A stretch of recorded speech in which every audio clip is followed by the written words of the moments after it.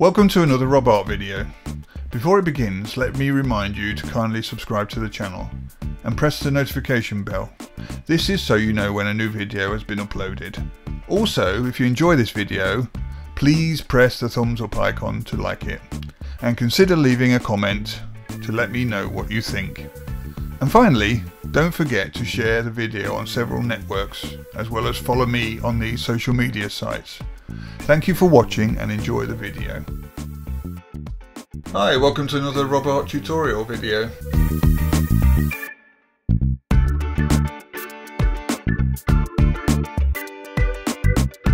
So 8 years ago I did a tutorial about how to do halftone effect in Illustrator. I got a few comments saying that I wasn't really doing it in Illustrator, I was doing it in Photoshop and Illustrator. So what I've decided to do, I know it's took a while, 8 years, but I've decided to actually do an update and actually show you how to do the whole single process inside Illustrator. Okay, so let's get started.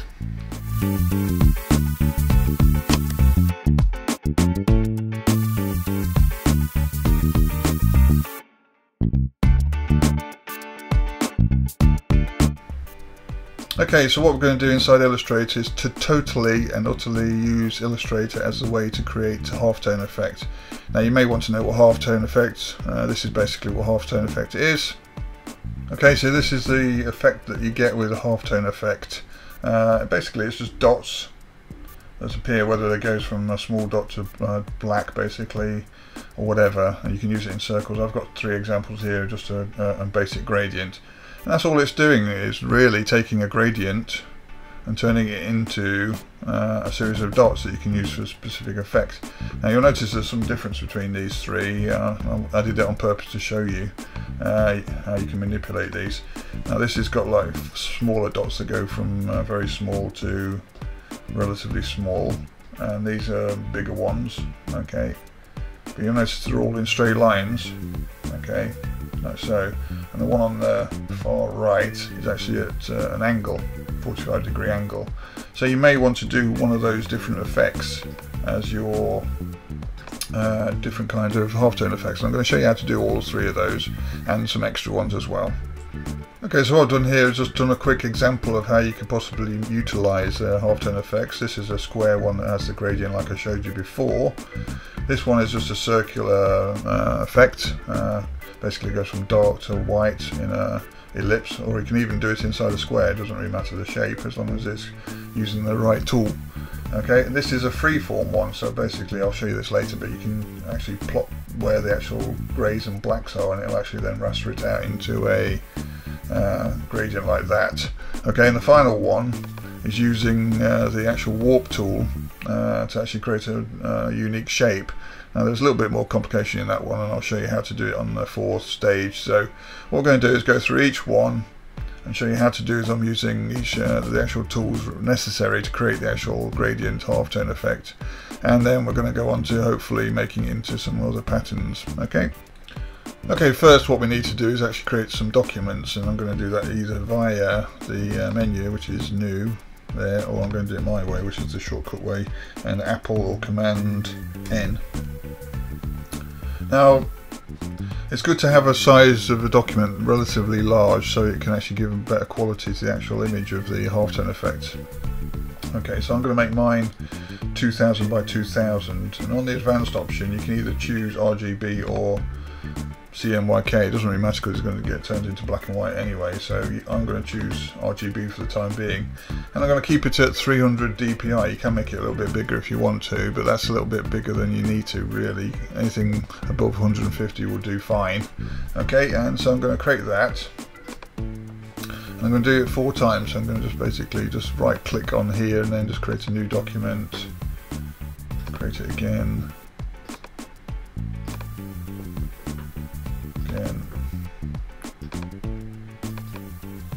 again.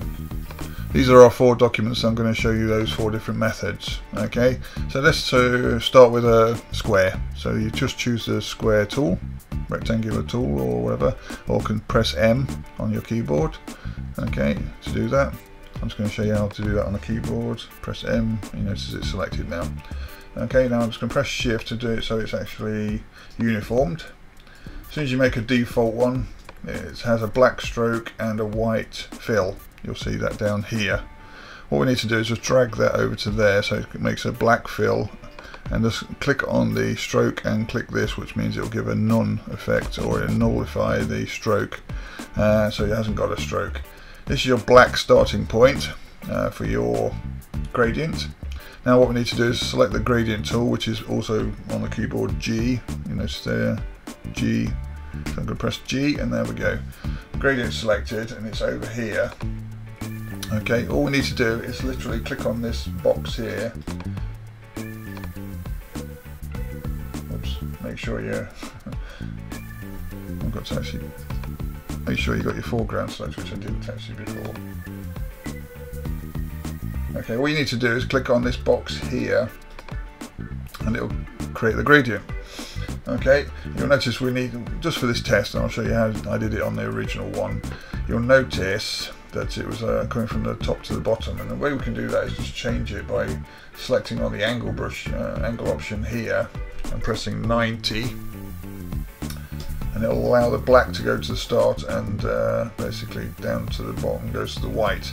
And whilst you've got the actual gradient tool selected, you'll also notice you've got this little option line here, which is also this option line here. So for instance, if I choose that, you'll notice that the little circle on here changes as well. So it depends whether you want to use it on the actual palette. And if you can't find the palette, you'll find that window up here under gradient, or you can press Command or Control F9. Okay. So anyway, you can also choose the position of the actual center point, so it becomes more gradient that way. This may be useful because you may want to have a big block of halftone and less in the gradients out to little dots, or you could do it the other way around, so it's just a small amount of deep tone and then gradients out to a small set of dots quicker. Okay, anyway, I'm going to keep it at a 50-50 position, like so, and that's our first one. Now they all do the same thing, so I'm just going to set each one up separately. Okay, the next one we're going to do is a circle, so we use the ellipse tool. You can press L if you want to.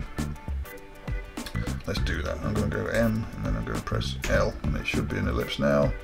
I'm going to hold down my Option or my Alt key and Shift, and then it's going to do it from the center outwards. Okay, again, default, it's going to have it so it's got the stroke and then the white fill, so we're just going to flip that over, nullify the stroke, make sure I select the fill again, go to my gradient palette, and then just double click on the little, or single click on the actual icon. Again, you'll notice it's done it, it's gone left and right, which is the default, but this time we don't actually need it to go to 90 degrees. What we need to do is to have it black from the center and go out to white. And on your palette, or on your palette up here, if I select the gradient palette there, you'll notice it's got the options here. It also has it on the palette here. So I'm just going to, just for a change, I'm going to choose this one. As soon as I click that, it'll do this, and it'll have the black coming from the outside and going to white, because that's the default, as you see here. Now we can change this because we want it the other way around, and there's a little button there that says reverse gradient. Just click that and it'll go like that. What you need to do as well is make sure that the gradient goes white to the edge. And if you just click off it, you'll notice that, but you may notice there's a kind of a hard edge there. So you may want to just adjust this a little bit, like so, so the white becomes stronger towards the edge. And if that creates a problem because you want more black, you can just simply do what we did before, which is just to pull the black out, like so. Okay, and just then drag another black there, and it makes it dark. Alright, it depends how you want to then play with these sliders to create the desired effect. Okay, if you want to pull that towards there, so forth. It all depends on your style and your need for the actual gradient, so I'm just going to put it back to the way it was before. Okay, because I've noticed that there's no solid line there, so I think we're happy with that. Okay, so that's our basic setup for the ellipse version of the gradient. Now I'm going to go to the next one. Now for this one, what I'm going to do is just create a rectangle. like so. Again, default, so we're just going to click it over like so. And this time what I'm going to do on the gradient tool, if I click on it, this one, is this third option, which is also here. And if you say it's a freeform gradient, as soon as I click on it, it gives a little bit of time. If for some reason you actually then come into the problem of having it turn into different colours, all you need to literally do is click on any of the little dots you have there, go to your colour palette, and literally make the colour black, for instance, or if you want to have it white. If you want to say, let's just do a little kind of 50-50 for the time being, like so. Okay, you'll notice each of those little options there also has this little thing here, which means you can make the size of your gradient area bigger or smaller. I'm going to make that one white because it will then contrast between the two. Now, what makes this interesting is you can then add different points. So for instance, if I want another white one next to this one, I can do that, and it does that. If I then click on this black one and then click it there, it creates another black one. Okay, and so forth. And so you can then just manipulate these around like so. Let's just put another black one there and another white one there, and then just bring this one in a little bit to make the shape. Okay, like so. So that's the one we can do. It's just a basic shape. You can obviously manipulate it as much as you want. You can have a mask on it as well to create the effects and such like. I'm just showing you the basic principle here. Okay. Now what we need to do is the fourth one. What I'm going to do again is I'm literally just going to make a rectangle. Well, we're going to make it a little bit more extreme rectangle. Again, default. We'll just swap it over. Get rid of the stroke. This time we don't need to put any kind of gradient in it, because what we're going to do is use the mesh tool, and as soon as you make the mesh tool, it just makes it black and white anyway, or black, sorry, and so there's no point in actually then putting in a gradient first. Okay, so what I'm going to do, just to, like the example, you can, if you know how to use the mesh tool, you can get quite complicated with this. All I'm going to do is just 4 points, like so. Now with a selection tool, direct selection tool, I'm going to choose the middle set there. I'm going to create a grey. The only way I can do that is if I use C, Y and K. Okay, so I'm going to do that. I'm going to make sure that's all solid black. So solid white. So I can then have a 50% grey. And I'm going to do that. So I'm going to make that white. And I'm going to do the same option the other way.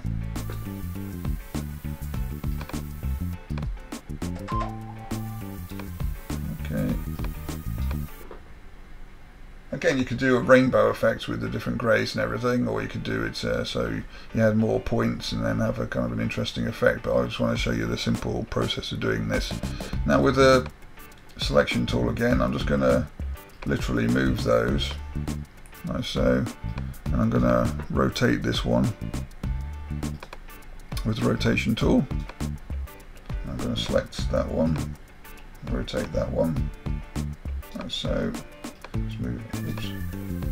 Just need to move those so I can see that.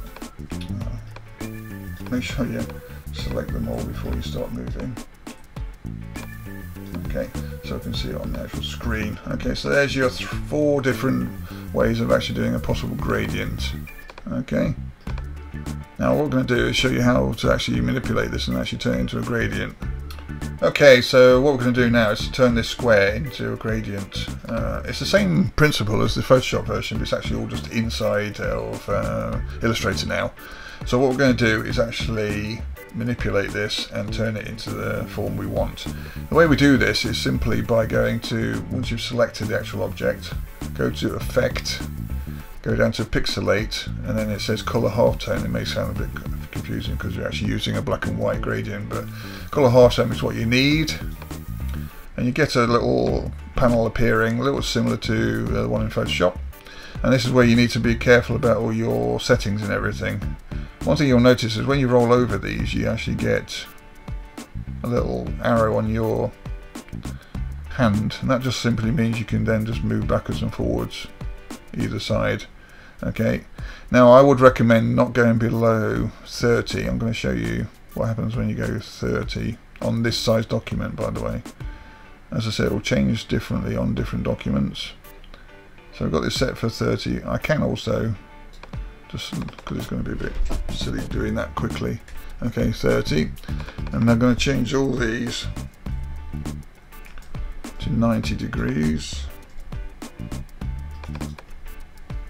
And this is basing on the idea of the different colour values, the channels, the different channels you're going to be using, but because it's black and white, and they're using all the same channels, so it doesn't really matter. What we're going to do is just change them all to 90. Okay. Saying that, if you do use CYMK, you will notice you have 4 channels, which is C, M, Y, K. Okay, so this is what the channels are. Okay, so what we need to do is just then press OK, and it converts your item into a screen tone, halftone, sorry. You notice it then starts creating dots from black to smaller to white, like so. Okay, we're not finished there. Okay, but this is at 30 points. So I'm going to undo that. I'm going to show you how the same effect will be affected if I do it at 50 points. It's just the dots have become bigger at the top, and it goes to the small ones at the bottom again. And again, last one, I'm just going to do an extreme just to show you how it basically will work. So I'm going to change it to 100 like we did before. Okay, and then I'm going to press OK. And you notice the dots are quite big now. Okay, so it depends on the style you want.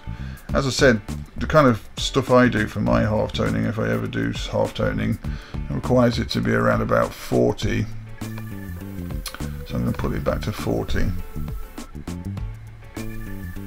So, and press OK. Okay, and the 90 degree thing is literally because it's at a 90 degrees up and across. That's 90 degrees. All the dots are formulated in a 90 degree pattern. Okay, so I'm going to do the same on the circle, but this time I'm going to change the angle. So I'm going to make all those 45. And so press, oops, I need to make sure the actual object is selected. Make sure you do that, else it's going to look stupid, especially if you're doing a video. Okay, so I'm going to change all those to 45. 45. Okay, like so.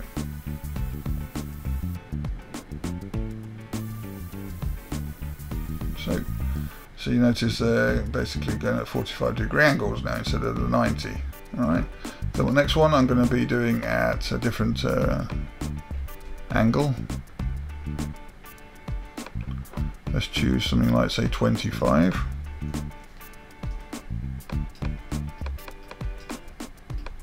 So,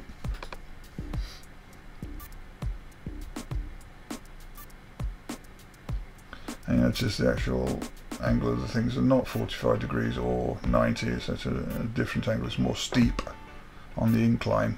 Okay, and it's just a nice effect you get there, and maybe it's something you want to build into a picture.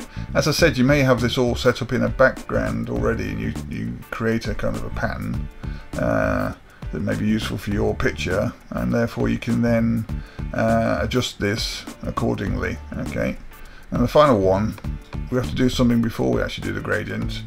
This is an effect that's actually, if you look at the appearance, you notice it's got mesh points.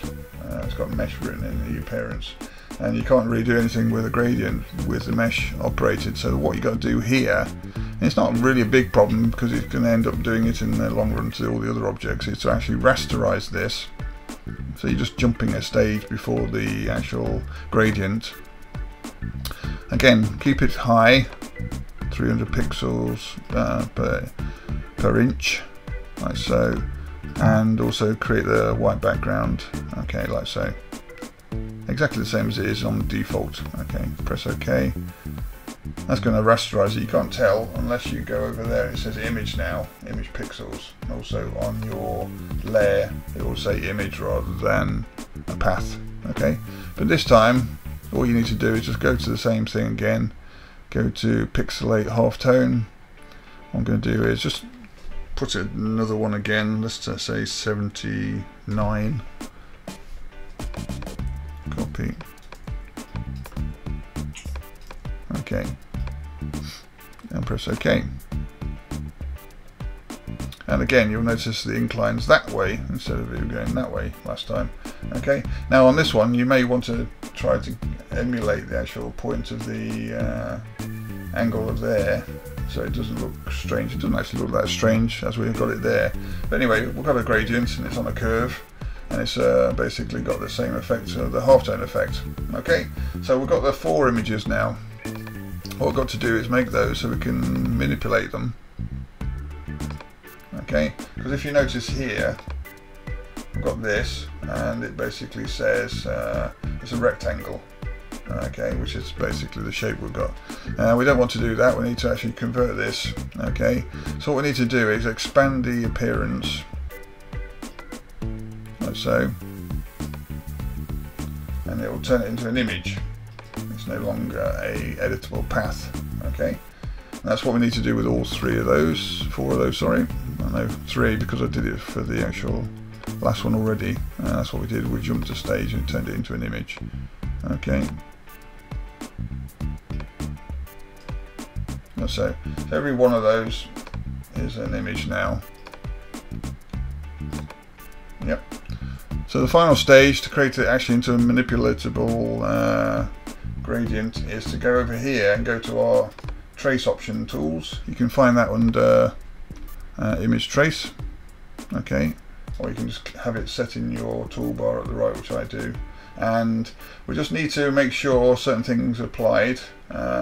Now you may want to have the preview on or off. The only difference between having the preview on is that when you have it on and you change the sliders and options, it basically has to re-update everything, so it can take a little time. And if you know what you're doing, then you basically just need to have it off and then press trace. Okay, so what we need to do here, we don't want the white background, we only need the black dots. Okay, and what I'm going to do is just zoom in so you can see the quality of this. In a minute you can see the pixelated effect of the bitmap image. Okay, what we need to do is have these as nice clean vector images. First thing we need to do is click on the ignore white, because we don't need the white background when we actually convert this into a vector. And I've tested this and I've noticed that these default settings are basically okay for the actual quality of the circle, and I'm going to show you how. But the thing you need to do is cut down the noise. I usually tend to cut the noise down to the lowest one, which is 1. Okay, like so. And then what we're going to do is literally do a preview. You don't need to do a preview because you'll get used to this, and you can actually save that out. Also, if you want to, you can actually save that as a default setting. Okay, save as a new preset, so you can do this every time. Okay, so I'm going to do that, and I'm going to call it halftone. Let's call it halftone Rob. Okay, press OK. Notice it says it there, and it'll be in the list now at the bottom, halftone. Alright, so what we do is all I've done is, like I said, put the noise down to 1 and ignore white. Now I'm going to press preview. With those settings I've got there, this one here, and the threshold as it is, it seems to give a very nice clean look to the circles. Okay, I've tried other ones by pushing up the actual paths and corners, and it gives a kind of a ragged cutting edge to the actual circles, which you notice will happen down at the lower part, but in the middle section where it's important, they do remain as circles, and as they start joining, obviously the circles turn into an Escher-esque type change in shape into these diamond shapes. Okay, but as it stands, that's a relatively good transformation. Okay, and once you're happy with that, you simply, the final thing to do is just press expand, and what we have is a set of dots, okay, or gradient effects. Now you may want to convert that into a compound object, so you can actually just use one object at a time instead of trying to select all those different dots. Some of them actually are compounds at the bottom, but because we ignored the white, everything in that selection is black, so you don't need to worry about actually having it selected and then pressing Command 8 to convert it into a compound. If you don't want to press the shortcut keys, you just go to Objects, go to Compound Path and make a compound path. Now you'll notice it's just one solid object, so I can't select one dot at a time. Okay, now we'll do the same again with this one. Literally, you go to your image trace, and this time what we've got, you see it's got set to default. What you'll notice now is it's got my halftone Rob on there.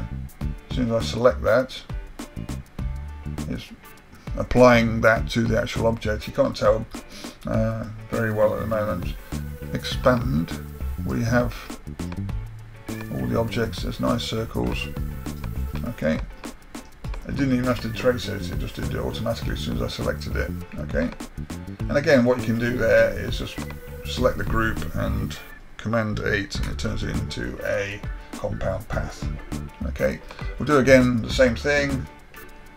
Select Rob halftone. Again, it does the whole process of defining those, and you have your halftone. Again, expand, and then select and Command 8 to turn it into a compound path. Final one.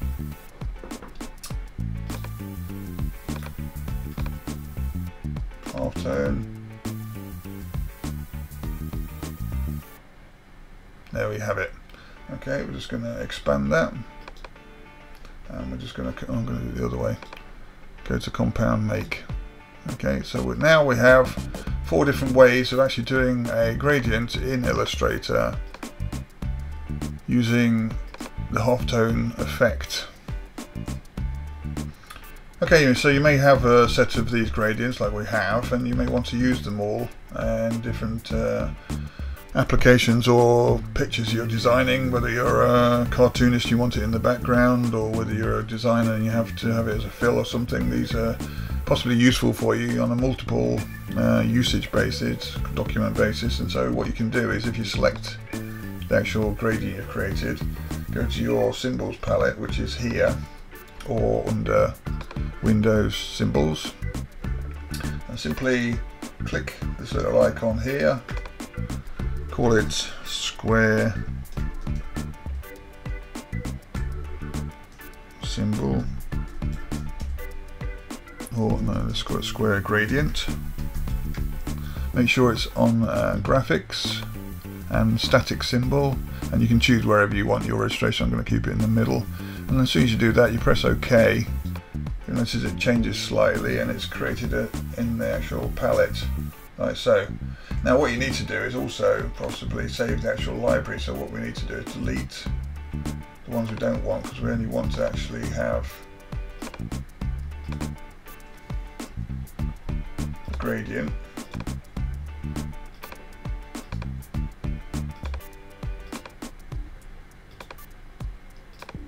Like so. Once we've done that and we've got it selected, we can go here, save symbols. There's only one, but it's basically saying save symbols, and we're going to call it gradients, for instance. Okay, and we're just going to press save, like so. Okay, so once we've done that, we may want to now put it into, say, a new document.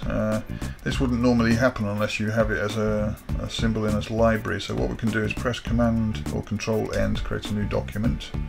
Press create. It's the same size, but you'll notice if I go to the symbols thing, it goes to the default one again. Okay, you haven't got your gradients there, so what we need to do is import it, and the way you do that is simply just go to your library option at the bottom. You'll have this option now, user defined, and there it is. It says gradients. Press OK. That brings it in, and then you can just drag it over to your palette, or you can keep it in that one as well if you want to. And from now on, you can then just manipulate it and use it inside your document. So that's how you basically manipulate these and use them. So you can create a whole series of different gradients, like so. Bring them into it's gone for some reason. Bring them into your palette, and then use them as symbols into your artwork and design. So that's basically how you create a halftone effect in Illustrator and then use it. Okay, hopefully that was useful for you.